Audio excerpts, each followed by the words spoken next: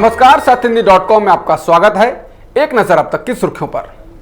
Corona virus संक्रमण के कारण लॉकडाउन में काम छिन जाने से आहत एक युवक ने ट्रेन के आगे कूदकर जान दे दी। उसकी जेब से एक सुसाइड नोट मिला है, जिसमें उसने बड़े परिवार के पालन में परेशानी होने के साथ ही पैसा न होने की लाचारी जताई है। यूपी के लखीमपुर खीरी के मैगलगंज में शुक्रवार को ये घटना हुई।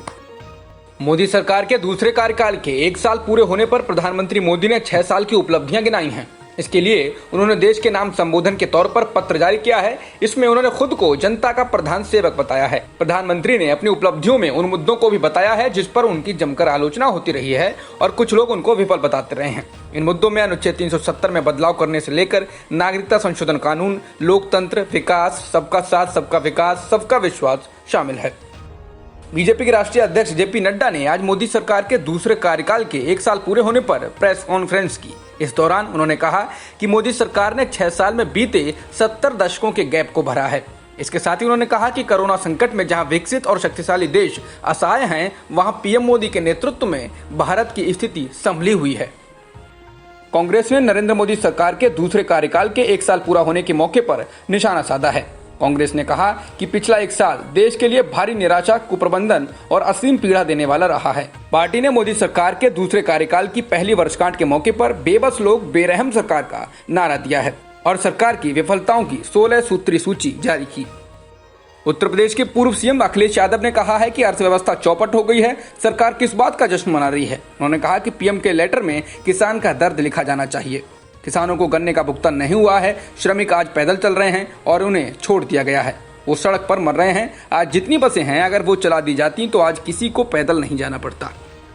केंद्र सरकार ने एक डेटा जारी कर बताया है कि श्रमिक स्पेशल ट्रेन में अब तक 80 लोगों की मौत हो चुकी है। डेटा के अनुसार जिसमें से केवल एक व्यक्ति की मौत कोरोना वायरस की वजह से हुई है। रेलवे अधिकारियों के मुताबिक ये डेटा 9 से 27 मई के बीच का है।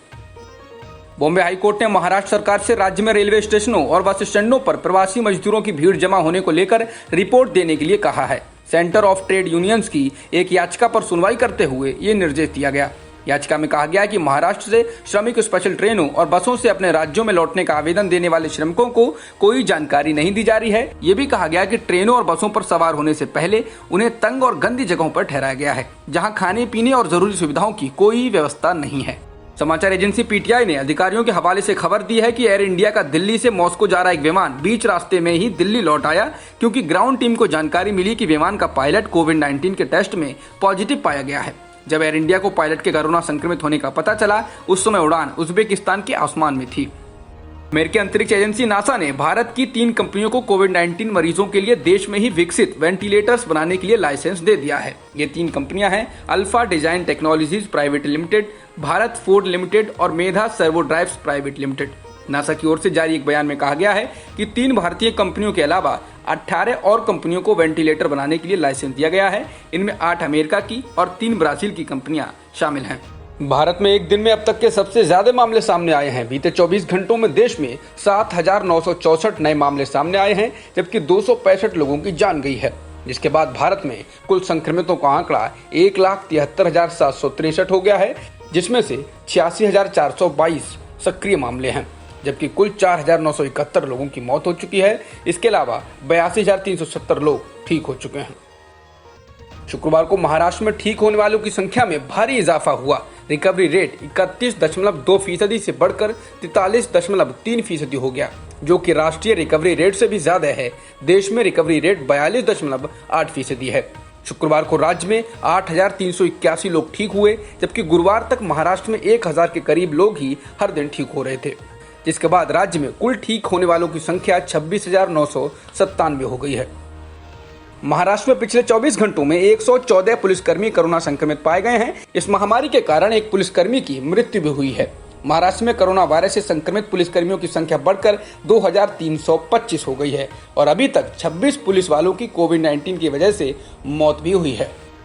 पाकिस्तान में कोरोना संक्रमण के कुल मामले 67,651 हो गए हैं। पाकिस्तान में कोरोना से अब तक 1,433 लोगों की मौत हो चुकी है। पंजाब प्रांत में कोरोना संक्रमण के 1,140 नए मामले सामने आए हैं। अब तक पंजाब में 24,104 मामले सामने आ चुके हैं। अमेरिका के विश्व स्वास्थ्य संगठन से नाता तोड़ने के फैसले को जर्मनी ने दुर्भाग्यपूर्ण बताया है। जर्मनी का कहना है कि वैश्विक स्वास्थ्य के लिए ये नुकसान करने वाला होगा।